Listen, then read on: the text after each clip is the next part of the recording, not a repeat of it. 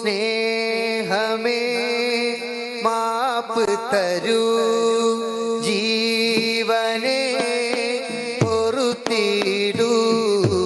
അറിവില്ലാത്തവരജ്ഞത കൊണ്ട് പറഞ്ഞാലും അതു കേട്ടാൽ ഈ പാവങ്ങൾക്കത് നോവാകും. അറിവില്ലാത്തവരജ്ഞത കൊണ്ട് പറഞ്ഞാലും അതു കേട്ടാൽ ഈ പാവങ്ങൾക്ക്